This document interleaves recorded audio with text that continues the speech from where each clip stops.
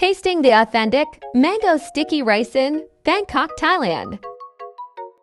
Siyempre, hindi kumpleto ang ating Thailand trip kapag hindi tayo kumain ng mango sticky rice. Walang uuwi hanggat hindi nagma-mango sticky rice. Oh my gosh, matik na akong hindi makauwi. Char!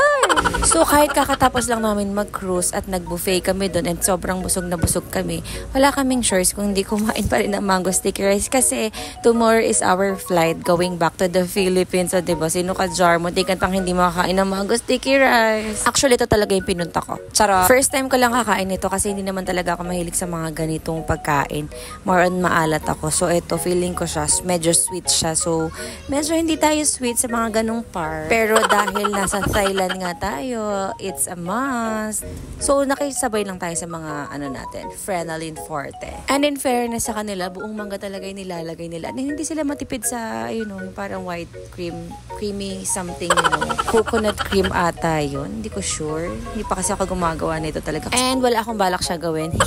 So, ayan. Nag-curious talaga ako sa mangga nila kasi parang ang tamis-tamis, diba? Sobrang, yellow niya and hinog na hinog talaga siya. Kaya naman. And may pinipig pa pala to, pinipig crunch.